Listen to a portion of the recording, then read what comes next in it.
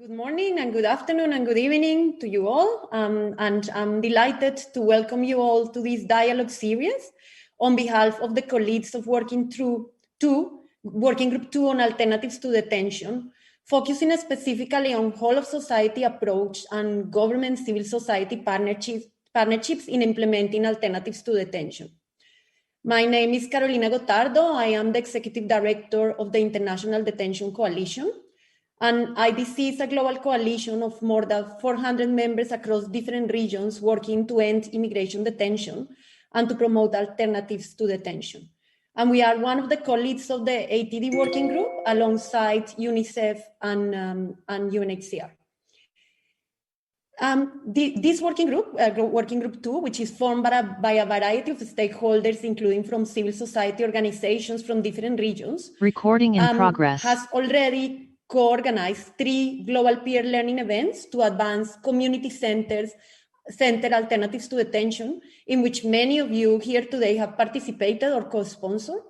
And we are delighted to participate in the dialogue series and to discuss the whole of society approach and how does it look in practice in the implementation of the GCM. I will start with this brief introduction, and then our colleague Verena Naus from UNICEF will facilitate the main panel, and you will have some time for questions and comments, and then we will finish with some reflections from my colleague Silvia Gomez from IDC. The chat will be open, so please let us know in advance who would like to speak, and Ben has already explained really well how to do that. Then starting on our topic today, I think this is very important because it refers to one of the key guiding principles of the GCM, which is the whole of society approach. And this is the commitment to promote broad multi-stakeholder partnerships in all the different dimensions by including migrants, diasporas, local communities, civil society, and other relevant stakeholders in finding solutions that are rights-based and people-centered, and this is one of the pillars of the GCM. So specifically today, our dialogue is focused on Objective 13 and how partnerships between governments and civil society are key to the promotion of non-custodial alternatives to detention that uphold the rights of migrants. We are very lucky to have a very great group of panelists. So we will hear from panelists from civil society, UN agencies, and national and local governments about the implementation of alternatives to detention initiatives in 3 different countries, including also reflections on strengths of the partnership and challenges of the partnership. But I always think it's very important to ground what we say. So let's think about the people affected by detention and really the difference that alternatives to detention can make. And we can think about Natalia, a 16-year-old girl, and her younger brother who escaped threats of gang violence in their country. And they arrived in a transit country, they were separated and they were detained. They were finally placed in an ATD program where the 2 siblings were living together in the same house.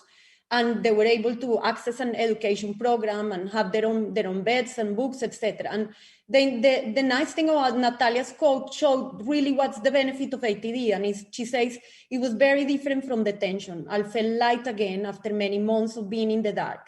ATD, and this is the important thing, can certainly make a difference. And when thinking about multi-stakeholder partnerships, we need to be honest, I think, about the fact that immigration detention and ATDs are a contentious issue. And it is not always easy to work together with different actors on these partnerships. So we need to acknowledge that frequently state and non-state actors have different objectives to engage in the collaboration. But the goal is to find where that common ground is and to build from there.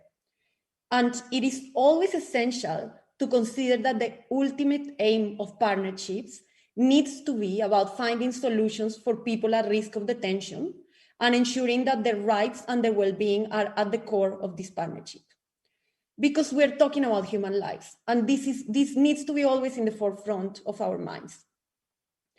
So for those partnerships to be a success, there are three things or 3 elements that we need to consider. The first one is clear and open communications that should be present from the beginning and a clear understanding about partners' roles in the collaboration. Power relationships also need to be considered and they need to be managed, and there needs to be transparency. Partners need to respect each other's independence and their specific role in the partnership. And this is not always easy, but this will in fact act as a mechanism where there are checks and balances in place. With the appropriate conditions, these partnerships can work and certainly work better than isolated efforts to advance ATD. Second is that successful partnerships enabling the scaling of innovation, and this is what we need to think about. And this of course involves the buy-in of a range of different actors into these initiatives. So the diversity of actors is both one of the main advantages of the partnership, but it's also one of the main challenges. Governments are very complex structures with complex decision-making processes and with communication challenges in between different departments, and hence the importance of a whole of government approach.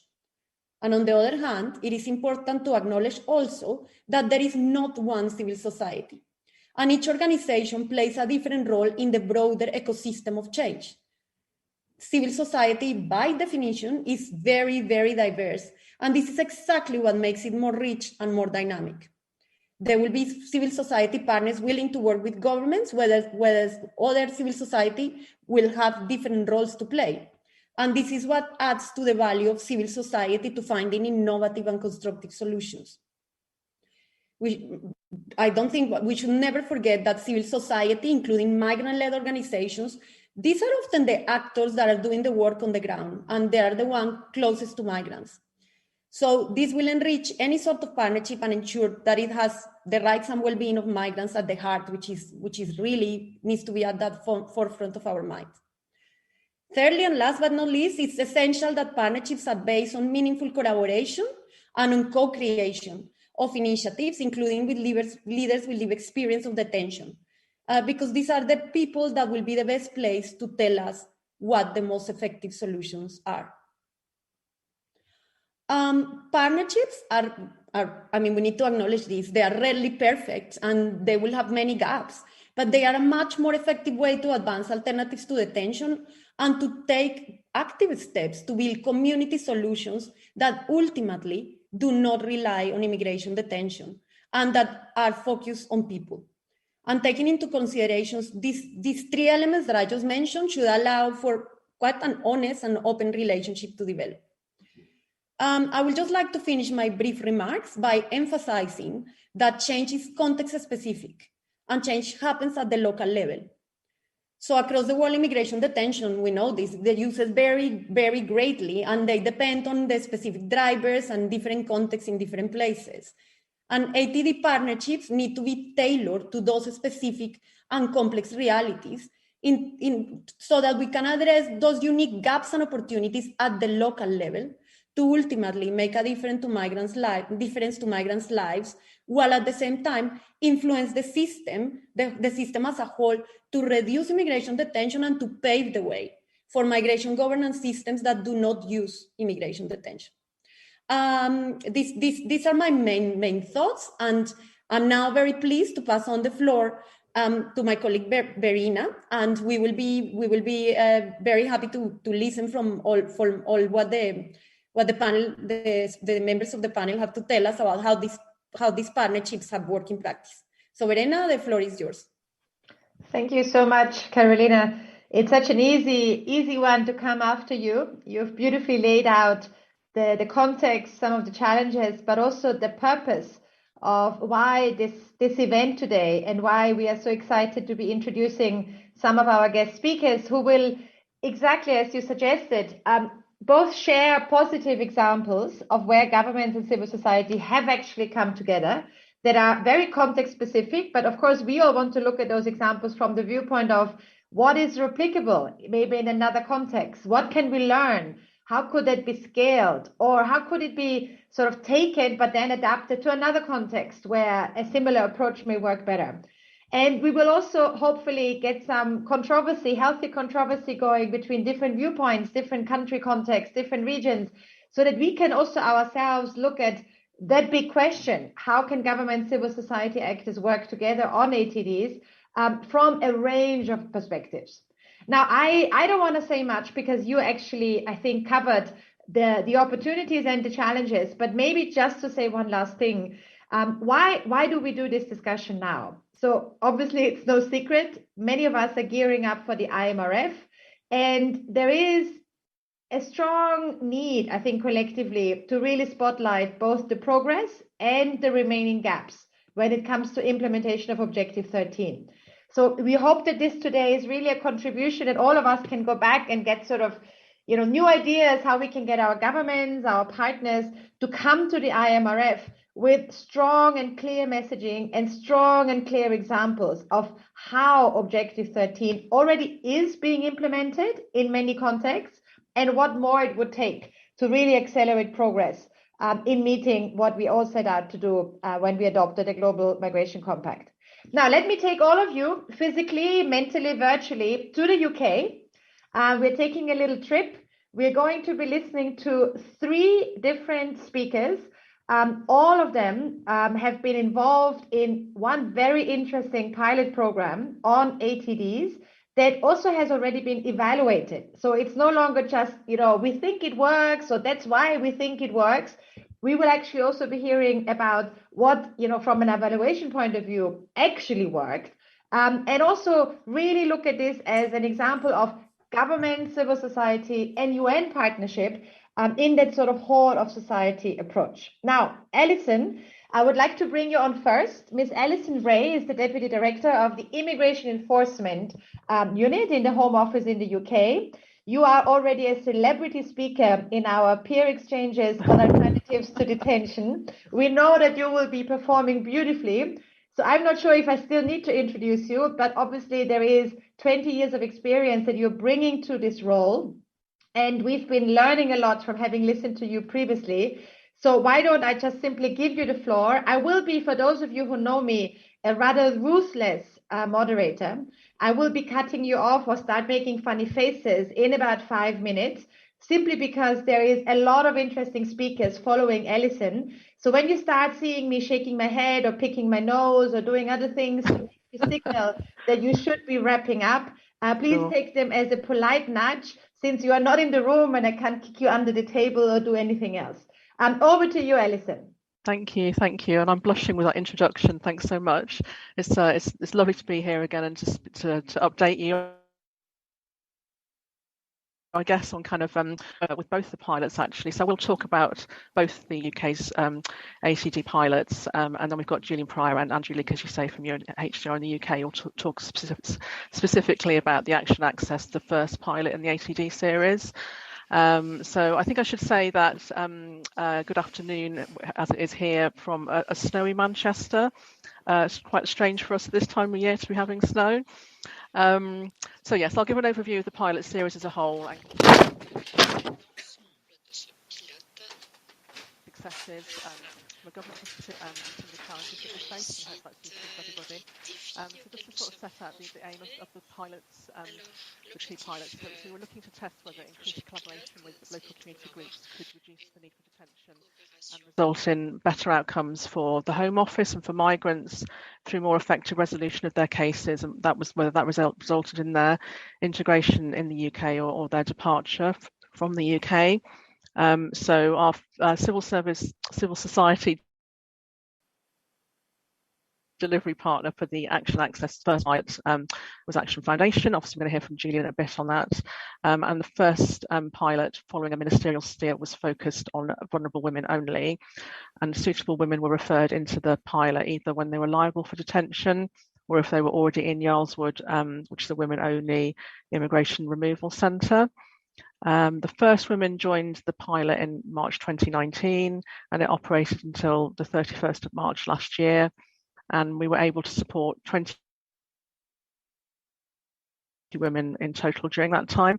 To have slightly more, there were spaces for 21 women at any one time, but we weren't able to reach those numbers purely because of the impact of the pandemic. The pilot provided housing and subsistence, as well as case management support through support workers who were employed by Action Foundation, and legal advice from local lawyers. So that's the first pilot. The second pilot started in June 2020, and it's called the Refugee and Migrant Advice Service, and we're running that with our civil society exams project. That's also running for 2 years, so it's ending in June of this year. This is for all migrants, so men and women who would otherwise be detained. This is slightly larger. It's got capacity for 50 people at any one time, and we've had 82 people that have joined to date, and there are currently 48 that are being supported. We are obviously quite close to the pilot closing now, so it's probably unlikely we'll see those numbers increase much now between where we are now in June, because also we need for people to benefit from the service that they get on the pilot. This again, recruitment has been for those, as I said, that would otherwise be detained, but focused on those from the local community this time, not least because of the challenges of recruitment from detention during the pandemic. And the other slight difference, I guess, between the two pilots is that the second pilot doesn't provide housing and subsistence, unlike the first pilot, and that was very deliberate in order to test the impact that different model would have on outcomes. But does provide case management support and legal advice, exactly the same as the first pilot. And we typically find that people on the second pilot are living with family or friends. So Andrew Leake from the UNHCR UK is going to talk about the formal evaluation later, but just in terms of kind of some key challenges and successes from a government perspective, I think that one of the key successes for me is that the pilots show that it's possible for government and civil society to work together to iteratively develop an agency. And in our case, that depended upon strong leadership, clear roles and responsibilities, opportunities for honest and open communication, and the articulation of shared values right from the very start. And linked to this, I feel the success of delivering the pilots was strongly helped by collaboration and a commitment to collectively overcoming challenges right from the initial designing and planning stages right through to delivery. And this really helped with overcoming the challenges we collectively face, both Home Office and Action Foundation. I mean, particularly around how to deal with the pandemic and the impact that the pandemic had, and we were able to work really collaboratively together to find quick solutions to those issues. We've taken a user-led design approach to both pilots and have used user research to understand the experience of users on the pilot, and that's helped us change processes quickly when needed. So, for instance, we didn't provide recruitment documentation in other languages at the start of the Action Access pilot, but start translating documents into all key languages following feedback from the first women that joined the pilot. Turning quickly to challenges, for me, these were mainly related to internal processes. So my team had to work closely with Home Office colleagues to overcome issues around access to subsistence and legal documents. So we had to just modify existing processes to ensure that women on the pilot were quickly able to access subsistence money to support them whilst on the pilot, and also to have access to documents held by the Home Office to support their legal advice, to support the legal advice they received from lawyers as part of the pilot. And we had to just modify process a little bit to kind of make sure that happened smoothly. And then finally, because I'm sure I'm running out of time, I would say this wasn't a challenge for us as such, but I think it's really important for work like this to be successful that there's a shared understanding across the department of the pilot programme itself, the pilot or the programme itself, and its aims and objectives. So I think early and regular internal communication is really key. I think that's probably my 5 minutes. So I hope that's helpful from a government perspective, and we'll be turning to Julian now, won't we, to hear about from his perspective.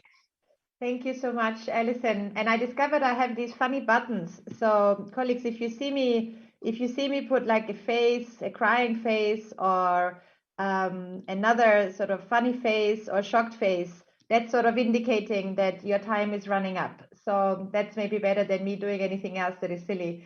Julian, Alison set you up nicely and already mentioned that you've been closely involved. So you are you speak on the side of the civil society partner that Alison described, was greatly involved.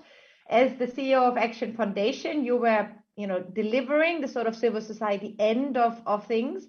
Now, do you agree with what Alison said, or what would you like to add from your perspective? You have your 5 minutes now.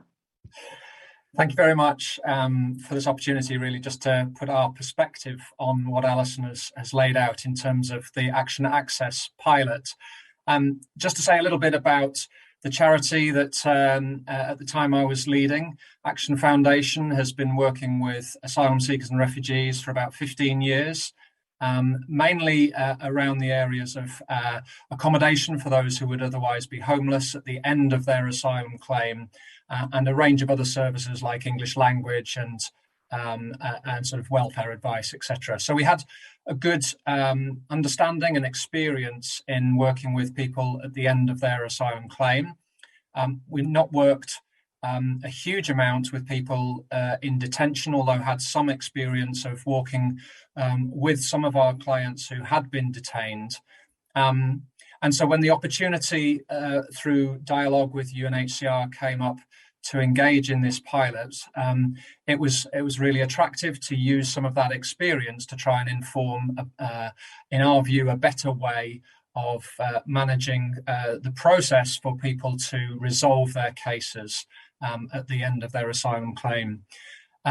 But clearly, for a civil society organisation with a good track record and reputation within the refugee sector, that carried some risks of working closely with government. And in the UK, the relationship between civil society and government in the refugee sector is not an easy one. It's probably fair to say. And so we had to weigh that up quite carefully, but also look at the opportunities to help inform and demonstrate that there could be a better way of managing the process. And so we felt it was an opportunity that was really worth exploring. And I guess the first point that I'd like to build on what Alison has already said is that actually we spent quite a long time to start with really talking about the values and the understanding around how we wanted to design the programme. And so that co-creation and co-design was really vital, so that we had some confidence, I think, both from our perspective, but also probably from the government's perspective as well, that this was a relationship that was going to work, that we had some clear understanding of some common ground, as was referred to in the opening remarks, around which we could work. Inevitably, we were going to come at this from slightly different perspectives, but actually that was quite healthy, so long as we had some shared values on which we could work. And so I think that really was valuable in terms of setting some clear parameters, I suppose, of our different roles and some boundaries, I think, were within that enabled the pilot to really be a success and ultimately to gain trust. And that was, I think, the key element that made it successful. We wanted to make sure that all stakeholders had an understanding and trust in each other in order to be able to work collaboratively. And when things, as they inevitably do, go slightly not to plan, that we could have a sensible conversation to try and understand and find solutions to that. So as Alison's already mentioned, we worked with 20 females who had claimed asylum who would otherwise have been destitute. And so that provision of housing was a critical factor in our view. To provide the stability for people to assess some difficult decisions in terms of how they proceed with their case.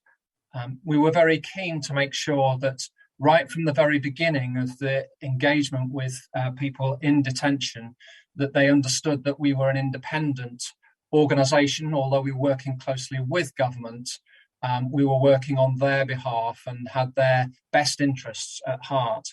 And so I think a good understanding of that was really helpful in terms of trying to separate our different roles so that the participants understood that we were slightly different, we were more independent, and we had to keep reiterating those messages.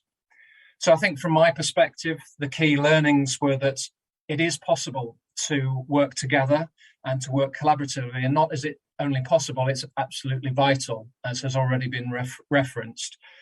Neither party can really do that alone.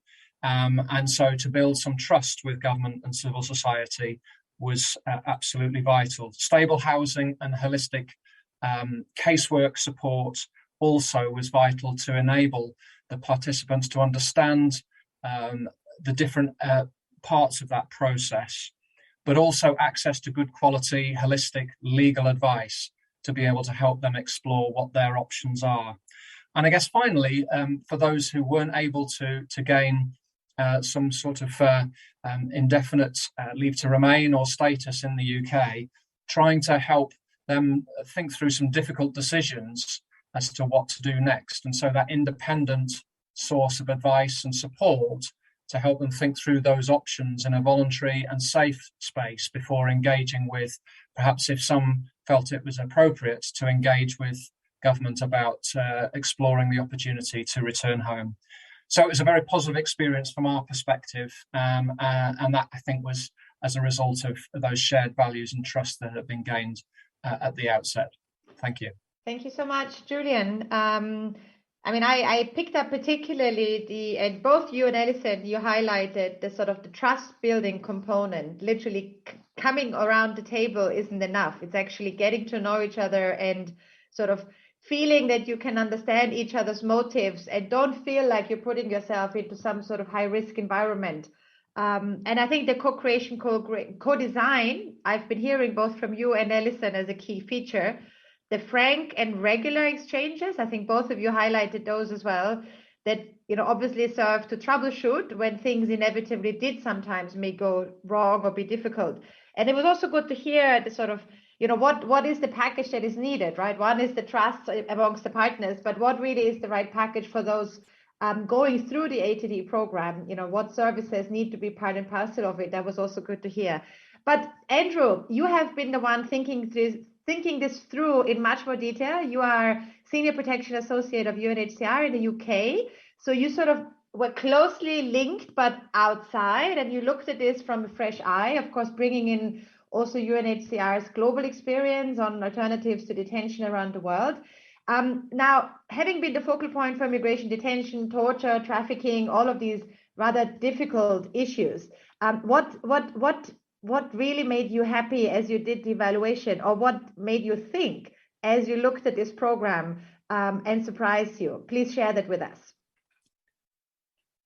Thank you. Well, firstly, good morning or afternoon to all wherever you are, and thank you very much for the warm welcome. I think just to get straight to the point and answer that question, I think it was really, well, firstly, I want to say it was excellent to hear from Julian and Alison again and sharing a call with them again after the weekly calls that we had over what was about 2 years. It's been a great miss to me, the Wednesday afternoon meetings that we used to have. But I think the way in which they demonstrated how civil society and government can work together when producing the pilot or producing this particular pilot, it was really kind of heartwarming. It was good to see that they were willing to work together so well. And this was in terms of managing and developing a quite sensitive issue in the UK, one that the government were not necessarily as quick to come to, I think, as UNHCR wanted to, but when they came, they certainly picked up speed very quickly and performed very well. And likewise for Action Foundation, and certainly I think for Julian, you know, breaking from that civil society basis in order to accept government money and to work directly with government, I think was an important and big step. But before I start talking about the evaluation, I think it's important just to sort of outline a few very important points for us at UNHCR. We have long been concerned with the use of immigration detention for asylum seekers and migrants. Putting people in detention has become a routine rather than exceptional response to a regular entry or stay of asylum seekers and migrants. And that's been in a number of countries, including the UK. Our UNHCR's position on detention is clear. It's that detention should only be used as a last resort and for legitimate purposes. We're clear that seeking asylum is not unlawful, and governments must ensure that the right to seek asylum is respected. This includes ensuring open and humane accommodation arrangements for asylum seekers. I think in working on the evaluation of the Action Access pilot, we really learned what UNHCR has long known and advocated for, that there are alternatives to detention. These are alternatives which most importantly deliver better outcomes for people who would otherwise have been in detention. I guess the challenges and harms associated with immigration detention have been well evidenced. The use of immigration detention can be costly, it's harmful to mental health, and it's often ineffective in reducing irregular migration and achieving other migration management outcomes, such as case resolution. Developing and promoting alternatives to detention and enshrining them in law and embedding them in practice, it's long been a focus for UNHCR. So to be able to work with the Home Office and Action Foundation with this pilot series has been really important for us. I guess in respect of Action Access, after working quite closely with us, the government announced the Community Engagement Pilot Series. The overall principle of the series, as Alison mentioned, is to test approaches to supporting people to resolve their immigration case in the community. This pilot is the first of two. Alison mentioned the second one. I won't talk about the evaluation of the second one at this stage. That's continuing and is ongoing. That pilot's due to end in June, so an evaluation report for that should be issued in September time, we expect, if not a bit earlier. I think at the outset of this pilot, UNHCR were asked by the Home Office to provide an independent evaluation. Because of the way in which we work and to ensure independence, we tendered for and we commissioned with NatSen Social Research in the UK. They're one of the largest social research organisations that we have in the UK. They agreed to do this work for us and provide an assessment of the pilot's effectiveness. They were importantly also asked to consider how lessons learned and examples of promising practice from this pilot could be applied across government's approach to asylum and migration management more generally too. So with the evaluation itself in respect of findings, I think it's important to say that participating in the pilot meant women were in a better place emotionally and mentally to work with legal counsellors and the support workers to achieve outcomes in a good time. This might sound fairly obvious, but there was no clear or published evidence within the UK to confirm this previously, and we now have this evidence. In terms of costs, and I can see your emojis flashing up, sorry, but in terms of costs, the cost of the pilot was less expensive per participant per night than holding an individual in detention. The evaluation found that reductions in rent on long-term leases and running of the project at capacity would mean that future pilot programs or programs themselves in the UK could be less than half the cost of holding an individual in detention. In terms of the legal counselling model, this provided participants with meeting a legal representative on a number of different occasions, and the evaluation found that the pilot's counselling model was an important example of promising practice in terms of providing people an opportunity to have their case reviewed by an independent legal representative and to feel that they'd been fairly treated. And finally, very quickly, in terms of the support and the holistic outcomes, the holistic support offered in parallel with the legal counselling was really integral to the delivery of the legal counselling model. The evaluation found qualitative evidence that participants experienced more stability and better health and wellbeing outcomes whilst being supported in the community than they would have received whilst in detention. It was also evident from the evaluation that these outcomes were achieved without any decrease in compliance with the immigration system. We're very pleased to say that all the evaluation outcomes and recommendations have been accepted by the government, and we're now continuing to work in order to ensure that those recommendations are now implemented. Again, just finally, very quickly, I think it's important to recognise the amazing way in which Alison's team and Julian's team work together. It was very surprising, but very good to see, and it was very good to be a part of and work with. And I think that whilst we're talking about a successful pilot, we must still think about broader policy implications going forward. And the goal has to be that we have IATDs enshrined in law and embedded in practice as a standard response. This shouldn't be a niche response, and it shouldn't be something that only some people can access. We, of course, remain committed in our advocacy and protection efforts to encourage the UK government to revisit detention practices and to strengthen alternatives to detention for our persons of concern. This pilot for us and the evaluation of the pilot proved that it's a stepping stone in the right direction. Thank you. Thank you so much, Andrew. It's, to provoke a discussion, and colleagues, just to give you a heads up, we are now turning to another experience on another island in a moment.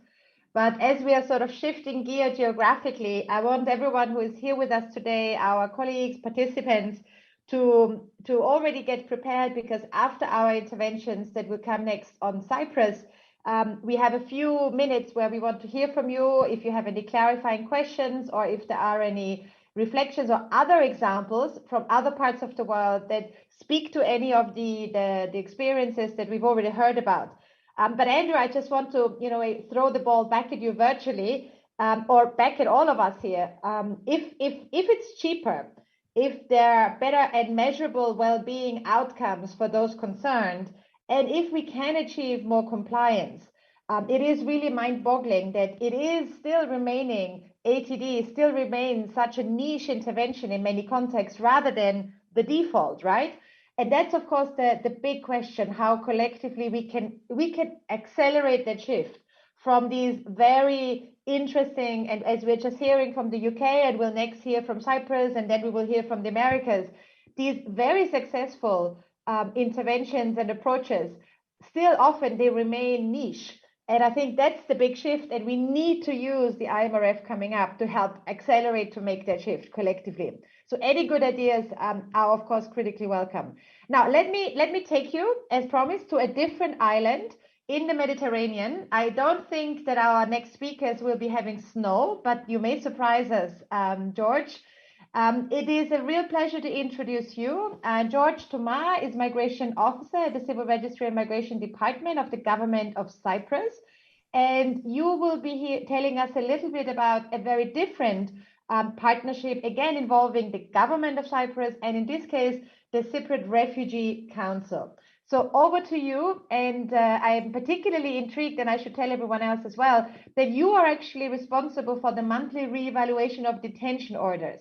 So you are, in a way, sitting at the center where decisions are being made, and it's really, really great to hear from you, because you probably needed to justify or explain a lot inside your office as to what is going on and what you're doing here. Over to you. And again, 5 minutes, and if you start seeing funny pictures or things flashing up, then that's me signaling to you. Hello, everybody. If I can please share my screen.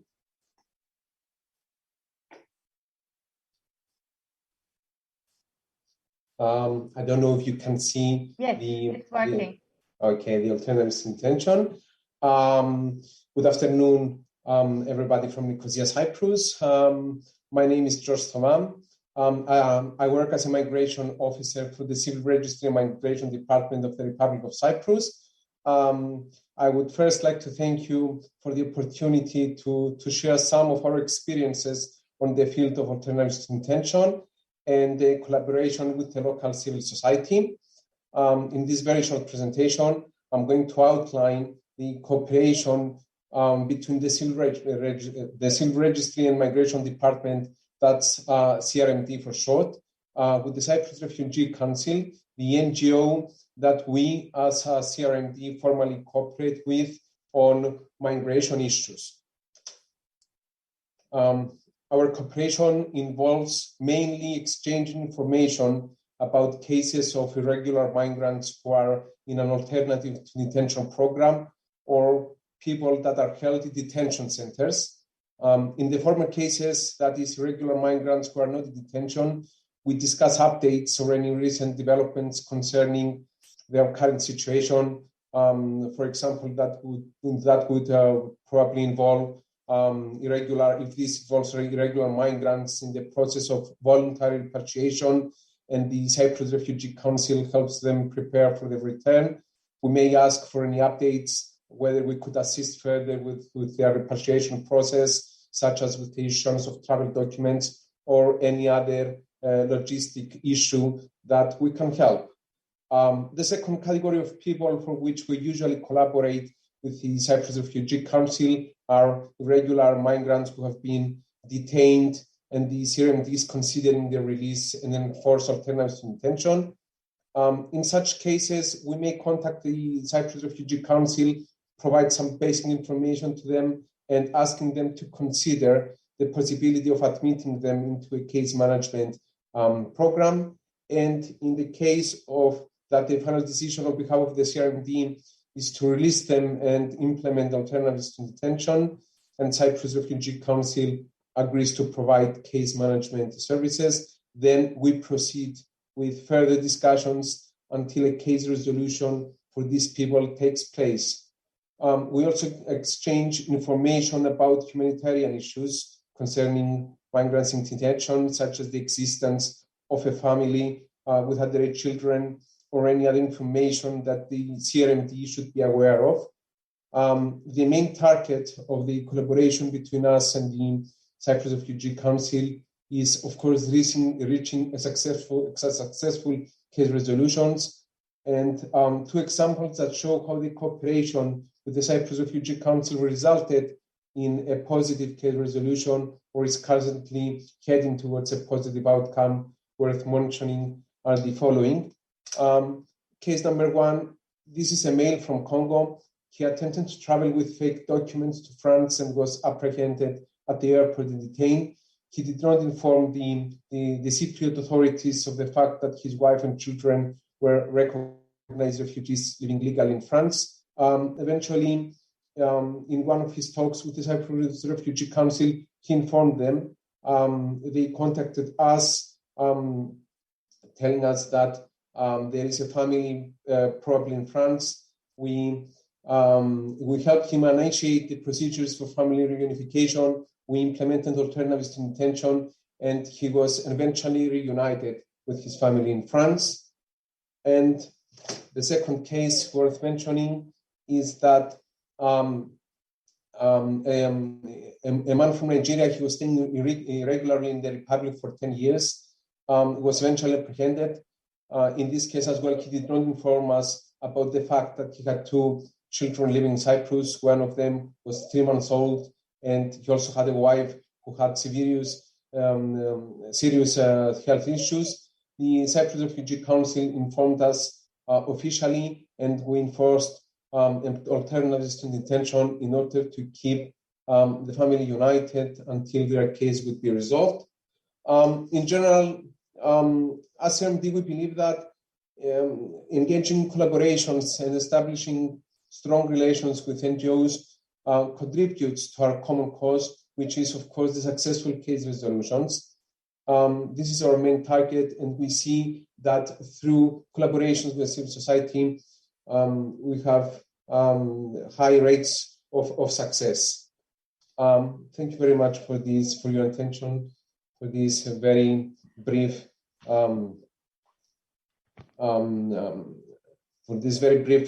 presentation of our collaboration with the Cyprus Refugee Council. Thank you so much.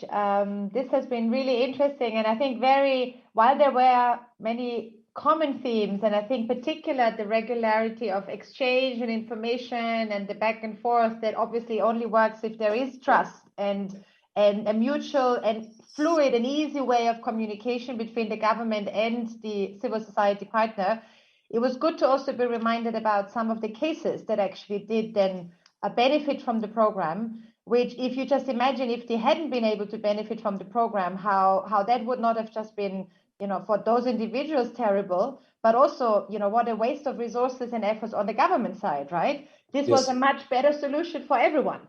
Because it actually resolved a situation that seemed, that hurt everyone before. So I would like to hear again, we all wanted to hear the other side of the coin. And I'm introducing here Mr. Memnon Arestis, a social advisor at the Cyprus Refugee Council since 2016. And you have been leading the program on the side of the Cypriot Refugee Council as a case manager. And it's also a great example of, as your program has been, I think, partly funded by EPIM, which is, again, a coalition of foundations coming together to support work in the area of migration. We're even having a third player in the mix. So it's a civil society in Cyprus, it's private philanthropy in the background, and the government. So almost, a triple architecture of partners that are delivering what we have heard, very real and very good outcomes. So Memnon, the floor is yours. Again, look out for the flashing signs. We're already running a little bit behind, but I look forward to hearing from you. Thank you very much. Good afternoon. I hope everyone is well. 5 minutes is too short to cover what we have to cover, but I'll do my best to stick to the schedule. I would firstly like to start by thanking George, and I want to point out that we've been running this program since 2017. And ever since the beginning of the program, we have been in constant efforts to find pathways, concrete pathways of communication with the Civil Registry and Migration Department. We formed some great unofficial relationships with officers that were working from time to time on detention matters. However, since October 2020, I believe, or September 2020, when George was appointed in this position, and there was this new position of a person being responsible for reevaluating detention orders and focusing on alternatives to detention, our communication with the department has been, has been greatly benefited, and there's a person that we can exchange ideas and work collaboratively. And honestly, I cannot see any other way in dealing with issues relating to immigration and to detention. I mean, you need a collaboration of state and non-state actors. In any case, we've been running the program since 2017. As you all mentioned today, immigration detention has a harmful impact on asylum seekers as well as migrants, on their well-being psychologically and physically in some cases, and it can significantly affect their efforts to resolve their immigration status in the country that is hosting them. So the idea behind the pilots was to test the effectiveness of case management as an engagement-based alternative to detention, and to see whether this would benefit the participants in the case management procedure, whether it would influence case resolution, whether it would have an impact on their well-being, and whether this measure could start being promoted further because it encourages trust, it respects human rights, and it increases opportunities for case resolution. And the activities of the project, of the pilot project, were always twofold, like case management and advocacy. The information that we've been using for our advocacy efforts was derived from the case management, directly from the persons. Now, if you want to know more about case management, IDC has published the CAP model. There are alternatives. Their research is very thorough on case management. Also, I can share details, contacts, and I can inform you at any point, myself or my colleague Annelise, who is working also as a case manager on the pilot from Cyprus Refugee Council. And right now, I just want to briefly say that we have certain criteria before taking on persons on the pilot. When the migration department refers a case to us, we always conduct a certain screening procedure prior to understanding whether we're going to work with the person or not. And the basic criteria are whether the person is willing to collaborate for us, whether their vulnerabilities allow them to collaborate, they are in a state in which they can function, work, and make decisions on their own basis, and whether there's a possibility of their basic needs to be covered in case they are released from detention. This is very important because we don't want people who are being released, no matter how we do not agree with the concept of detention. At the same time, we do not want people to be in a worse off situation if they are released in the community and become destitute.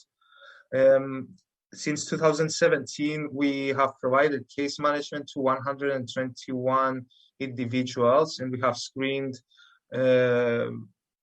around the same number of people that were not that did not proceed to case management. And just briefly, out of these persons, we have witnessed that they had better access to information and therefore better understanding of where their case was heading, and they could therefore make better decisions that could affect their future of their case resolution. Their well-being was improved. Absconding and disengagement was reduced. We only had 4 individuals who completely stopped interacting with us in these 5 to 6 years, 5 years. 2 of them absconded to disengaged. And just to give you some numbers, we had 28 persons that reached case resolution, out of which 14 were recognized as refugees. We had persons that received subsidiary protection, voluntary returns, and family reunifications. 78 persons are stable in the community, and there were no further actions that case management could provide to them unless they have requested to receive support. 9 persons returned to their countries voluntarily while in detention. And the other persons include 1 person who was forcibly deported and 1 person who unfortunately passed away. I don't want to take more of your time. I'm going to share my email. If you have any more questions, we're always here to answer them. Thank you. Thank you so much, Memnon. And thank you in particular for the emphasis on case resolution as the end point, right? This is not about just changing the care model or, accompanying only. It's really about finding those case resolutions for the individuals concerned. And as you said, there's a variety of options that one needs to look at. Sometimes family unification, even in a different country, and in some cases really staying and regularizing a stay. So that's really important. So thank you for that. I also I took from you also the question of, 2 questions. One comment and 1 question is the criteria, right? I think the careful screening also of who can be taken into such a program. Yeah. So that it remains a success for both, for the individuals concerned and for you as implementing partner. If you allow me, I just would like to draw a very short point. It concerns the criteria. We shifted our criteria a little bit following our collaboration with the Migration Department because, as I mentioned, in 2017 when we started, it was a very new area for the Cypriot standards. And we were very careful on how we were presenting alternatives to detention and case management to the authority. So we had some other criteria that we no longer rely on severely. And 2 of these were the type and severity of criminal convictions. So, for example, if George now refers a person to us who is a person who was involved in manslaughter, let's say, and was charged. At this point, we will consider having this person on the pilot. In the past, however, we would provide the necessary support that we could provide to the person, but we could not argue or advocate for the release of a person. So we were selective according to the type of criminal convictions, as well as the reasons for their detention. So what I'm trying to say is that criteria is always manageable and shiftable considering the circumstances you're going through. Yeah. And I guess, the key here is the individual assessment, right? Looking at each individual in their own right. And obviously circumstances sometimes drive people into a situation, but then it is about the individual assessment, or if a child is involved, obviously the best interest assessment of a child, or if an adult is involved, that individual assessment. So thank you, Memnon, for sharing this. We have a very short window for questions. I saw Mishka, you had raised your hand or indicated in the chat. I give you 1 minute. If you have any other example or another perspective, having been yourself a campaigner who even brings lived experience to the issue. Over to you, Mishka. Yeah, thanks. Many thanks. Very nice. Yeah, I think this is a comment I have, and I'm Mishka campaign and advocate with lived experience based in United Kingdom, and I'm also a member of the IDC grassroots group. It's really great to hear collaboration between civil society and government. As an example, between the Home Office in the United Kingdom, working in collaboration with Action Foundation that Alison and Julian mentioned. But I think taking a step further, involving people with lived experience as well during such stages in the future is very important in my view. I'm talking about co-designing and co-delivering with people with lived experience as well, in addition to the civil society and governments. It's important because people who are affected by, any issue are involved while finding solutions to the various issues they are facing. And also, I think it's quite important finally addressing any barriers that people with lived experience might have if they want to involve in such discussions between civil society as well as government.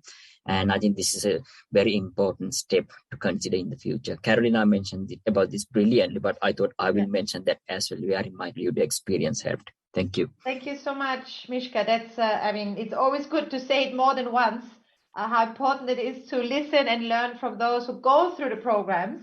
And I don't remember now, but maybe Andrew, you can either nod or confirm in the chat or reflect on it. To what extent also in the evaluation of the UK example, beneficiaries of the program itself were part of the conversation and the evaluation process. So if you can maybe just indicate in the chat if that was the case or if there's anything that you would reflect on this one. But I also saw that Hannah Cooper had a question. So I want to give you the floor. Hannah, are you with us? Yes. Hi. Thanks, Verena.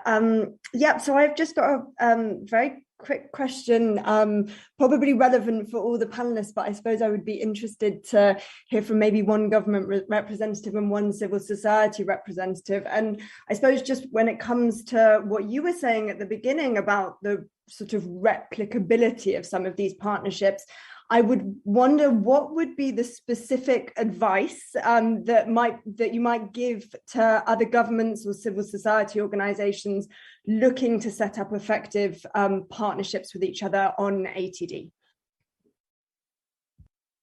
Thank you very much. So I think that is a good way to round off this first segment. Alison and George, what would be, you have 30 seconds on an elevator, or let's say 40 seconds on an elevator, and you're meeting your government counterpart from country X, and he is asking or she is asking you, are you serious? ATDs and a partnership with civil society? Why and how would that work? What would you tell that person, Alison? And then George, what would be your advice?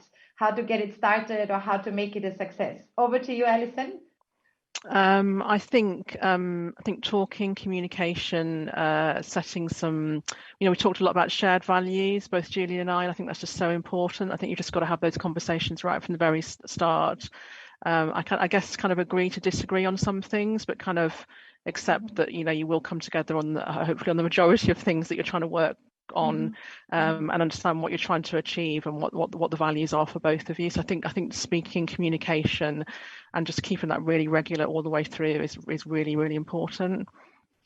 Thank you, Alison. George, what would you advise your diehard counterpart from some faraway country that is a non-believer in ATDs and partnerships with civil society? Communication is, of course, a very important thing. I think that from my experience, presenting the results, comparative results from other countries, usually does a trick in some cases of people who are reluctant to accept the fact that alternative to detention can be an alternative measure. Presenting results from case resolutions is an equally important characteristic in any discussion about alternative to detention, because all parts want to resolve issues. No one wants to leave people in detention without being able to send them back to their countries if they have to go back to their countries or get permit. So presenting results is my advice to people who want to initiate such discussions with their governments. Thank you so much. And in the meantime, also Andrew kindly confirmed that as part of the evaluation and as a general approach that UNHCR is taking, there has been the involvement also of persons with the lived experience of actually having gone through the program as part of evaluating the UK pilots. So thank you for this. I mean, it's interesting. You're both saying, Alison and George, that communication is critical. Results that are obviously measurable, and I think here evaluation comes in critically. And then that focus on case resolution, right, as another important point. But then, as Mishka flagged, also the co-creation between the government and the civil society partner, and obviously, ideally, that would also be extended to people with lived experiences, and including young people, if that's in that context relevant. So these are all pieces that I think we're hearing from all of you. But let's maybe stress test these, because we are now moving on to a very different part of the world. I would like you all to buckle your seatbelts. We are leaving the islands of Cyprus.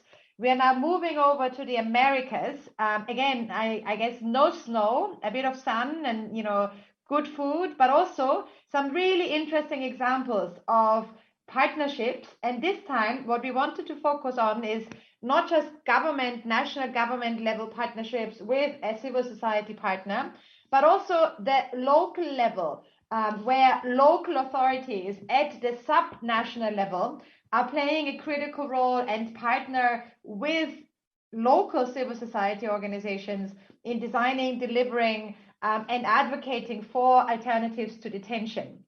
So I would like with this to introduce our next speaker, Mr. Wenceslao Cota Amador, who is the Director General of Iniciativa NNA, Children and Adolescents Initiative.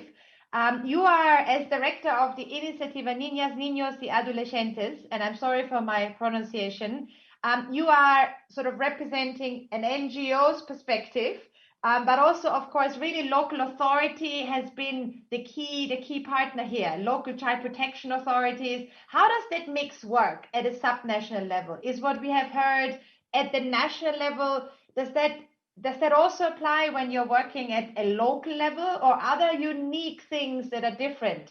Do you know each other maybe better because it's a smaller context? Or is it sometimes maybe more difficult because everyone knows you, and it's, you sit in the same bar, maybe also and drink a coffee in the morning? I don't know. Give us your experience from Mexico, and help us understand better how it works and what and how it could be replicated maybe elsewhere. The floor is yours. And again, look out for the emojis or me turning upside down. We don't hear you yet. You're still on. Muchas gracias. Go ahead, please. And for translations, colleagues. Thank you. Yes, thank you very much. Muchas gracias. Bueno, thank you very much. It is very important for me to have this opportunity to share with you. I'll try and stick to the 5 minutes. So yes, this civil society association, Iniciativa NNA, is a joint effort of experts and other cooperators who have worked together in childhood protection and family protection systems. We have 12 years of history working in this area, in the area of defense, children, protection of children and families. And there have been different changes in administration, different governments, and these cycles will close. And the group of corporations, however, continue to promote the rights of children at a local level, but also at a federal level. This initiative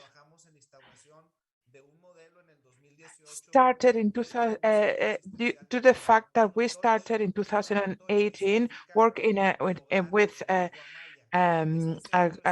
initiative in a center called Tin Otoch, which means my home in Mayan language. It is an open door shelter for children, accompanied and unaccompanied children. It is run by the local government, the government of Sonora, but it needed to make efforts and work together with the federal government and governments from other countries, especially United States and Central American countries.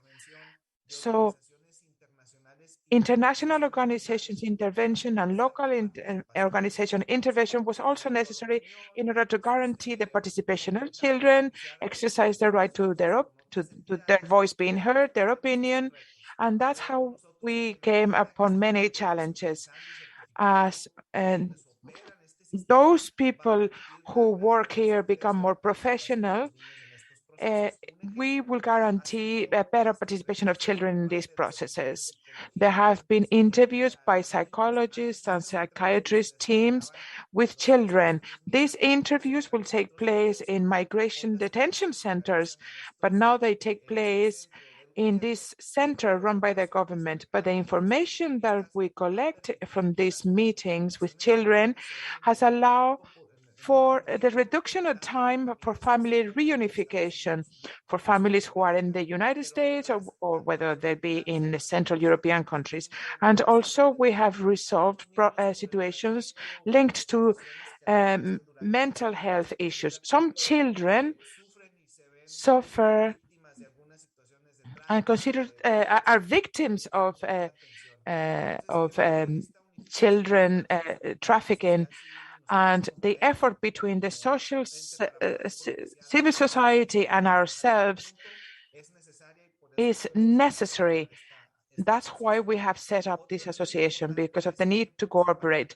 Another important thing is working together in designing public policies in order to have specific proposals, like, for example, strengthening cooperation between NGOs, local NGOs, and international NGOs, and articulating the efforts of the local and international governments in order to monitor the protection measures brought about by the authorities when children are reunited with their families.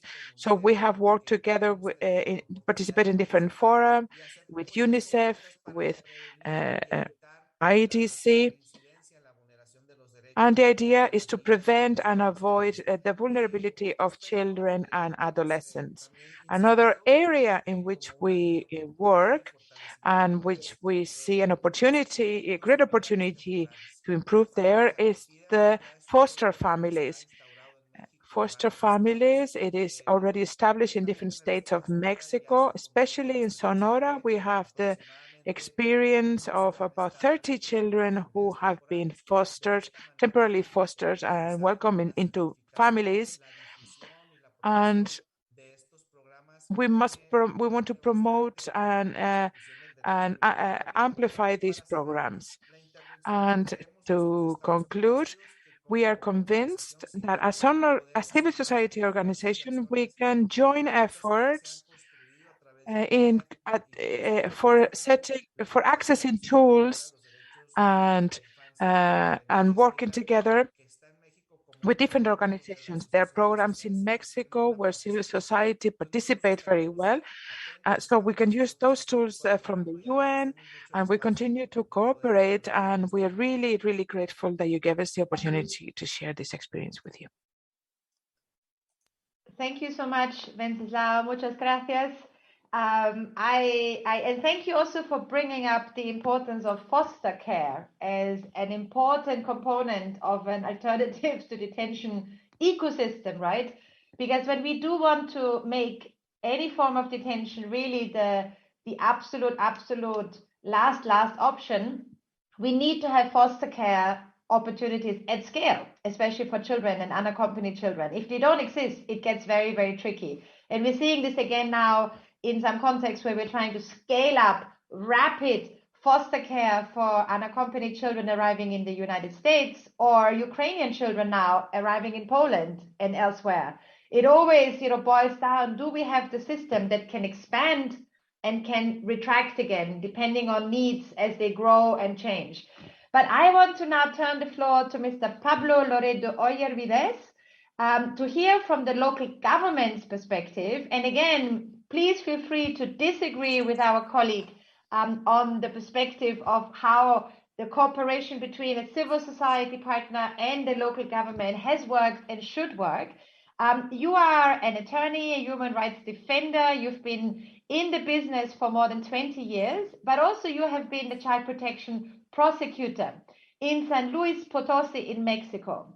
So if you were to meet another local child protection actor, imagine from Poland today or from another country in the world, in an elevator or at the bar, and you have 1 minute or 5 minutes to convince them that working with civil society partners is working, is useful, and is a way forward to actually scale up alternatives to detention.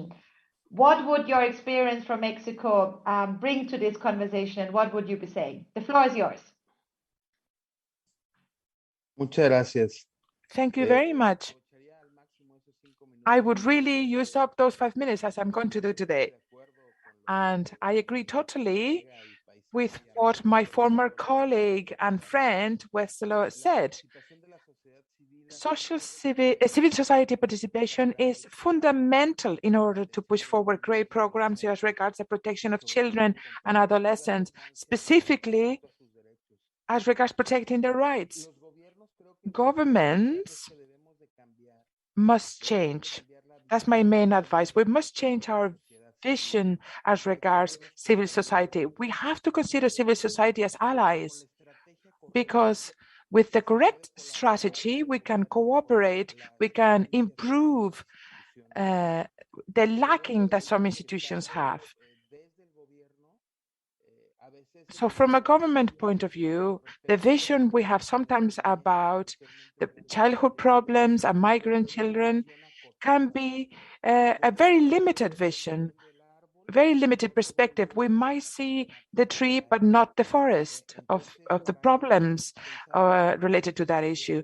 So it is of utmost importance that the governments are transparent, and that's totally important in order to move forward and achieve specific objectives. Government by law is responsible, but many times they don't have the resources in order to comply with that. So it is fundamental, the good practice and the great experience that civil society has. I insist, when different associations came to me and I started to work with them, to me it was a highlight during my work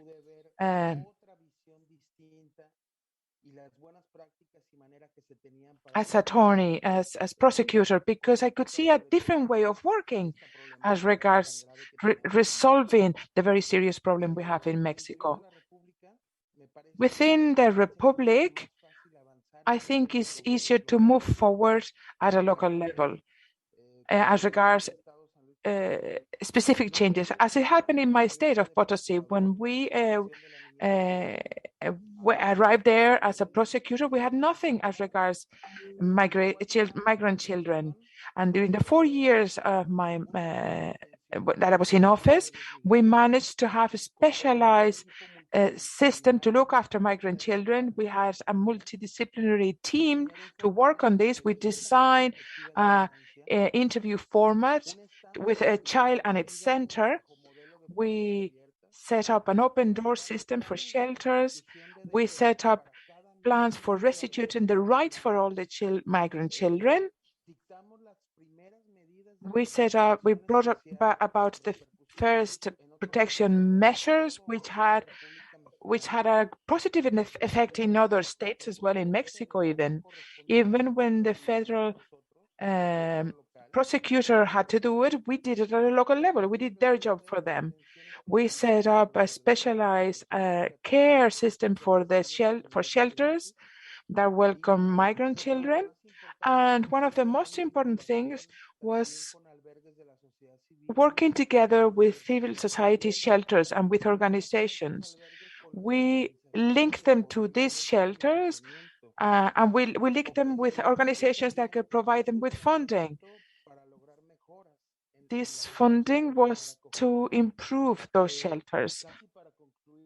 And in order to finish, just to say that governments normally do not recognize the work that civil society does, but it is fundamental that it does. Even if the government officially doesn't, I want them to know that civil society is an essential driver for change. Well, public policy is a great way to move forward if they are supported by funds and skills. In Mexico, unfortunately, we have had very important legislative changes, but they have not been translated to the practice to protect the protection of children's rights, because a time is needed to get funding in order to implement it. In my state, in San Luis de Potosí, things happen differently because first, we managed to make changes at a local level, and then we translated that to the national level.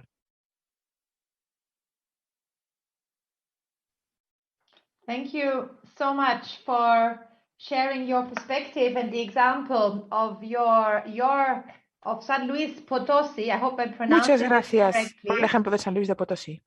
Wait, let me just switch off my own translation here. Here we go. Yes. So I picked up one thing from what you said, Pablo, in particular, and it is an indirect response to what we heard earlier. There seems to be strong agreement amongst all of our expert speakers here that trust is key. And I think you said, Pablo, that governments, national and local, need to consider civil society as allies. You know, we need to work together, and we need to do this, and we need to consider each other as allies. Now, much of the challenge may also be on the side of civil society partners who may worry that they get compromised by working with governments on ATDs. So the provocative question I wanted to ask is sometimes the problem also on civil society's side, that they do not consider the governments as their allies, because by working together on something that is sensitive and difficult, they may feel they might compromise their principles, their commitments, their belief in the fact that detention shouldn't happen in the first place. So it's a hard question, because there seems to be an assumption that the problem is always on government side, that they don't want to work with civil society. But I think there is probably a challenge of, you know, what is the right partnership? And that's why it was so interesting to hear from the UK and also from Mexico now and from Cyprus, that if the partners get together, miracles can happen. And obviously the trust and the confidence really needs to come from both sides. I would like to now give the last floor to Tanya Velasquez. Tanya, you are a vocal voice. You are yourself an advocate. You have worked on human rights, sustainable development. You are an expert in the migration field, but also you work for the Ministry of Foreign Affairs of Honduras. And now you are a focal point on Central America and really working on alternatives to detention within the UN Major Group for Children and Youth, or UNMGCY. Now, Tanya, what do you make of all of this? We heard from local authorities, from Cyprus, from the UK. We reflected also with Mishka on the importance of involving those who actually went through these programs. Why don't you give us a few minutes of your reflections from the perspective of a young advocate and a practitioner, looking at this from your vantage point? Tanya, the floor, are you with us? I don't see. Yes, here you are. The floor is yours. Bueno, muchísimas gracias por el espacio. Thanks so much for having given me this space. It really is a great honour to be here representing not just my country but also INGCY. Well, we know, we've already said this is a very relevant topic, not just for migrants but for our planet in general, and I'd like to talk about my experience of migration, detention, the impact it's had on my life as well as that of other migrants, and what the reintegration process that Honduras has come up with to deal with this subject.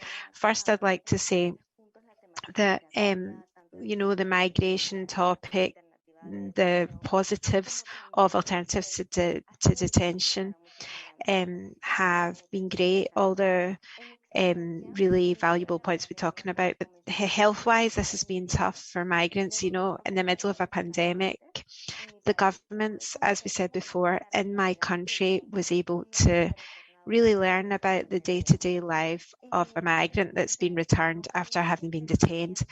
And really, there's no room for that questioning of why does a migrant leave their country in the first time? first place and not respecting their rights once detained. And so if you work as a protection officer, as a human being, you do feel that pain on the part of families that have been separated due to detention. And also, you know, in my case, when I've supervised migrants coming into our country, because as I've said previously, after detention, most of them come, you know, they're filthy, they're starving, they're thirsty, and you know, they've probably lost their residence cards, their mobile phones, or maybe even their passports. They might even have been taken from them by agents who have detained them along the way. And so that seemed so unjust to me, because every single human being has the right to have on them their ID. And unfortunately, these citizens lost it. And unfortunately, my country in Honduras, you need more than $60 to get a new passport. And we know that a lot of people just aren't able to. We know that, you know, even if they can't get hold of $20 a week.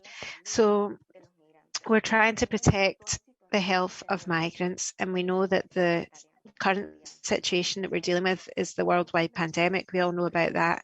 And we all know that oftentimes those returned migrants have just been detained in our countries. They actually came with negative COVID results, and you have to ask them, what was your treatment like, etc. And they said, literally, I've never been tested, even just I've never had a general medical checkup, not even, let alone a COVID test. So basically, authorities from other countries already lied on their documentation, saying that they were out of risk for COVID. They were not at risk because they were negative.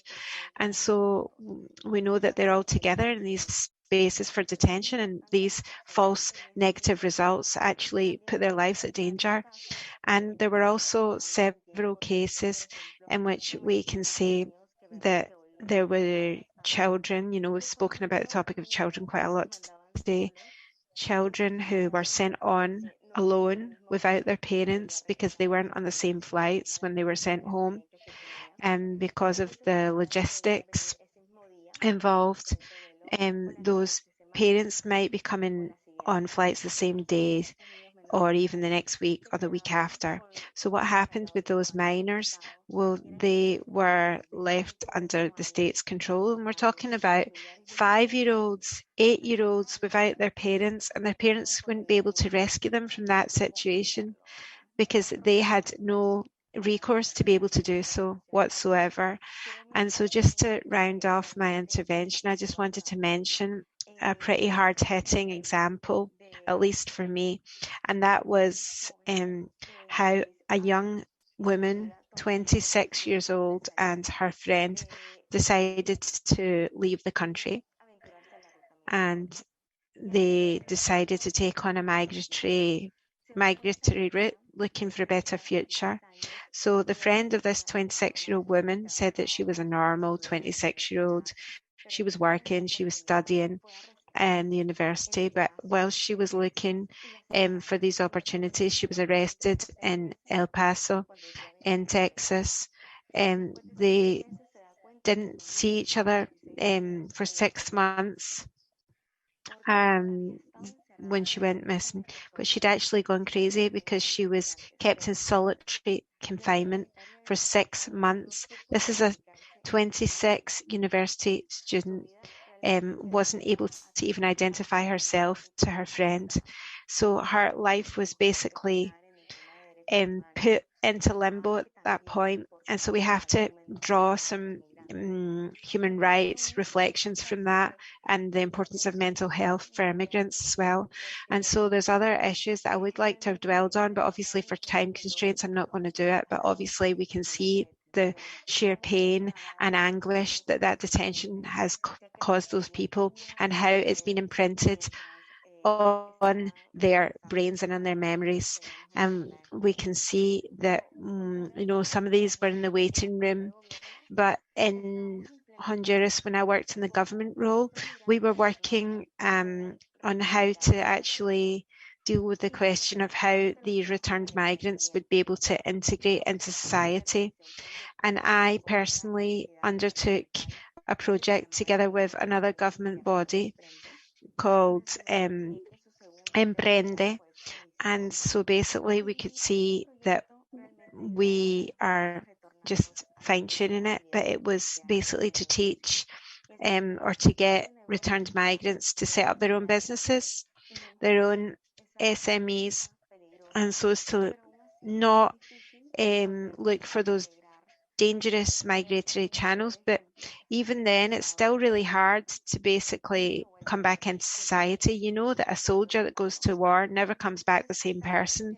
They're always coming back injured in some way or another from what they've gone through. And so we have to bear the same considerations in mind for returned migrants, because they've gone through certain situations that we can't even imagine. And so that's how we should really impress on the government ministries and everyone else who listen to us that we have to really show our young people how to be entrepreneurs and how we can work on international cooperation and how we can basically get government support, because if all of that comes together, we can really make a step change for this vulnerable population faced ever still with these challenges.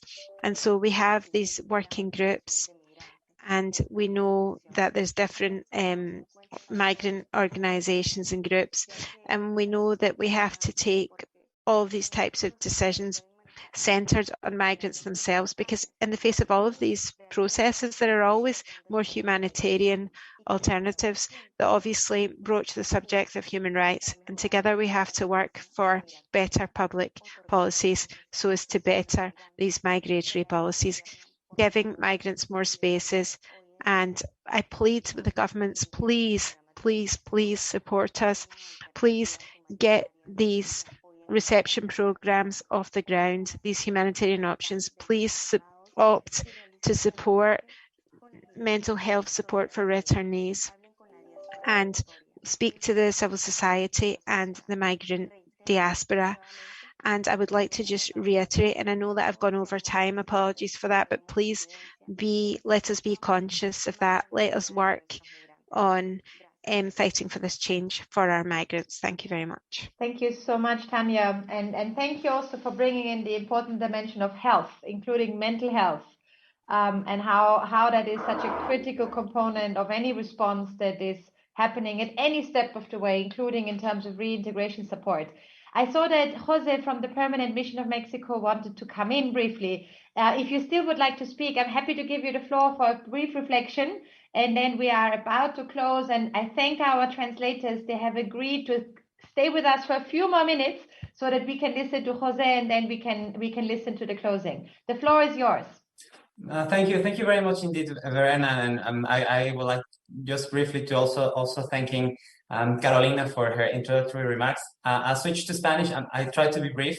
El Gobierno de México agradece este espacio. So the Mexican government would like to thank for was very, very thankful for this space so as to be able to implement Objective 13 of the Compact on alternatives to detention, and the very valuable experience in this context of the efforts of the concerned actors in preparation for the review forum in May.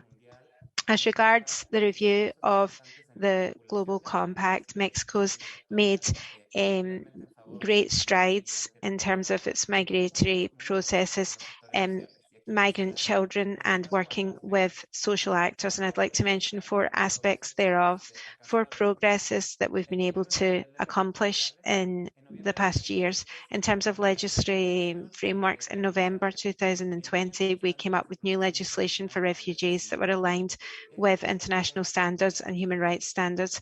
And that this has meant, apologies for the phone call coming in there, this has meant that there's been provisions for young minors coming in on the borders, and we have to basically prioritise young people's well-being in every single situation. I would like to echo the provision for freedom, and these minors will never be able to be detained, and they should always be channeled to social assistance centres, as we call them. And the next part of our legal reform reaffirms Mexico's commitment on the matter as regards our coordination with the three government bodies, international orgs and civil society orgs, so as to act in accordance with the superior interests of the child, immediacy of that, of their needs, etc., and the different efforts that we've already heard of states like San Ignacio de Potassi, as we've already heard from, so as to help to bring forward the implementation of the Global Compact. On a national implementation level, we're going to focus this on non-accompanied minors, accompanied minors, and those who are seeking refugee and asylum status, as well as returnees. And we seek to protect minors on migratory routes, promote alternatives to detention, and promote safe and orderly migration routes. And we would like to underline the so-called protection route that has as an objective to guarantee these rights to boys, girls and adolescents through articulation and collaboration on the part of the different organisations that are in charge of their protection, and this renewed collaboration with civil society. And I thereby finish my cooperation. Thanks. Thank you so much, Jose, and it's great to sort of close out from your perspective and to also loop back into the GCM as a starting point for a lot of the conversations that we've been having together over the last few years. And obviously it wasn't the beginning of alternatives to detention or our collective global efforts to phase out detention, but it was an important milestone. And I think we are all here together because we now want to build on this milestone. And as we have heard from the UK, from Cyprus, from Mexico, from Honduras, and around the world, that there is so much progress that has been made, so many steps have been taken, so many lessons have been learned, and yet we are still on a road, on a journey that is long and bumpy, and we need to stick together and travel that road together. And it is now a great pleasure to take you on our last destination of today's journey. From the UK, now we're going back to Geneva, and I'm happy to hand over to Silvia Gomez from IDC, who is well known in this community here, but also I'm particularly happy to sort of pass the baton back to my other co-lead and ask you if you could close us off with some reflections. Over to you, Silvia. Thank you very much, Verena, and thanks again to the interpreters for agreeing to stay a bit longer with us, and to all of you for also staying with us for 5 more minutes maximum. It has been definitely fantastic to be traveling today across the world and hear from participants to this discussion space on how the whole of society approach of the Global Compact for Migration operates in practice in a specific country context, in order to find solutions that on the one hand, uphold the rights of migrants, but also address migration governance challenges at the same time. I would say one key and very encouraging takeaway hearing from the UK, Cyprus, and Mexico participants and examples is how, despite the fact that inevitably civil society and governments are going to come with different perspectives to the table, partnerships that are based on clear and open communication and on the acknowledgement of the diversity of factors and what value added each of them brings, work much better than isolated efforts to advance ATD. I would take the liberty to sort of quote Julian Prior from Action Foundation, who mentioned when he was explaining the role of his organization as a civil society partner on the UK ATD pilot, that neither party can do this alone. Participants have also highlighted the need to involve migrants and people with lived experience in co-creating solutions, and partnerships that indeed include all actors that are based on understanding and trust by setting clear common ground, parameters, and also boundaries are better tailored to a specific context and realities, and have more chances not just to be successful in addressing setbacks, gaps, and opportunities, but also, and more importantly, in setting a solid basis and a solid ground to scale up ATD pilots and programs.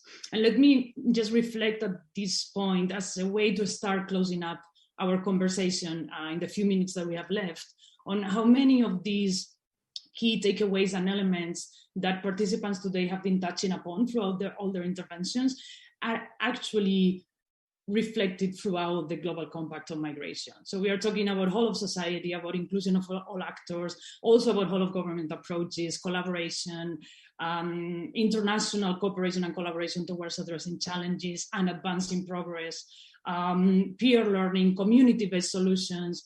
There are definitely people-centered, human rights, and child-sensitive as guiding principles that we all know are in the Global Compact for migration.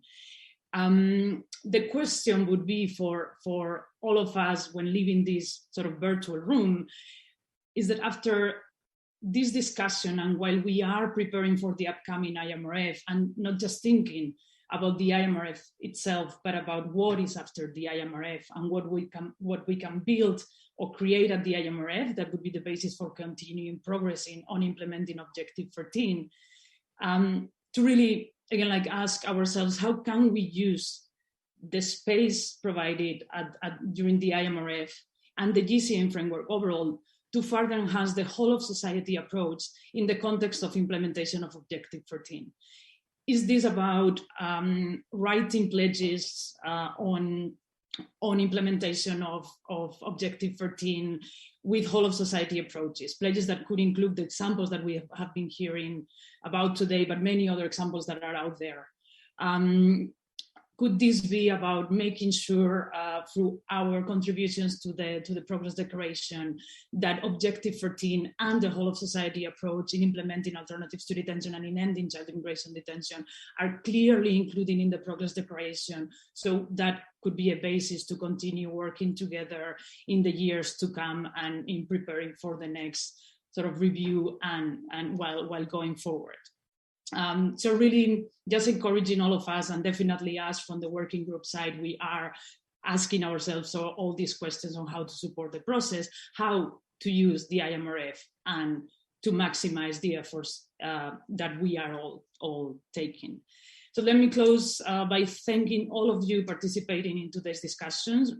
I'm seeing that we have representatives from migrant communities, from civil society organizations, from youth organizations, academia, UN agencies, local authorities, and governments with us today. So really thank you very much for being here. And as the working group on alternatives to detention of the UN Network on Migration, we are looking forward to continue creating spaces like the one today and explore how partnerships on alternatives to detention between civil society and governments can make a real difference to migrants' lives, while paving the way for migration governance systems that do not rely on immigration detention at all. Thank you very much, and looking forward to continuing collaborating together.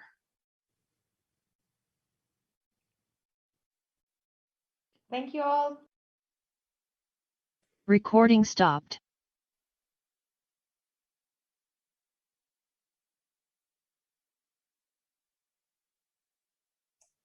Thank you very much. Thank you. Thank you. Thank you very much, everyone. Muchas gracias. Hasta pronto. Thank you, Silvia. Goodbye. Hasta pronto. Goodbye. Adiós. Muchas gracias.